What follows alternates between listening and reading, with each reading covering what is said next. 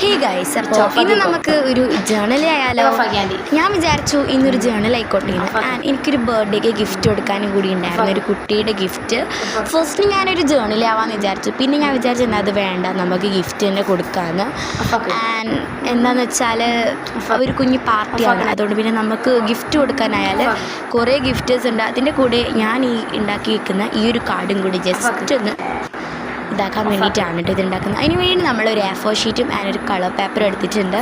And ഞാൻ made ചെയ്തിട്ടുള്ള ഒരു സെലോ ടാപ്പ് വെച്ചിട്ട് അത് ഒട്ടിച്ച് കൊടുക്കണം. ആൻഡ് അത് ഒരു സൈഡല്ല, നമുക്കത് വേണമെങ്കിൽ 4 സൈഡ് ഒട്ടിച്ച് കൊടുക്കാം.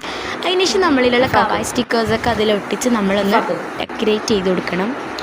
ഞാനിതിൽ പിങ്ക് കളർ പേപ്പറിൽ പിങ്ക് കളർ സ്റ്റിക്കർ ഒട്ടിച്ചത് കൊണ്ട് തന്നെ അതിൽ അത്രയൊന്നും ഉണ്ടായിരുന്നില്ല, എങ്കിലും ഞാൻ ഒട്ടിച്ച് കൊടുത്തിട്ടുണ്ട്. ആൻഡ് അതിൽ എഴുതി കൊടുത്തിട്ടുണ്ട് ഹാപ്പി ബർത്ത്ഡേ എന്ന് എഴുതി കൊടുത്തിട്ടുണ്ട്. എന്തായാലും നല്ല രസമുണ്ട് കേട്ടോ, ബ്ലാക്ക് കളറിൽ എഴുതി കൊടുത്തുകൊണ്ട് തന്നെ നല്ല അടിപൊളി ആയിട്ടുണ്ടാവും.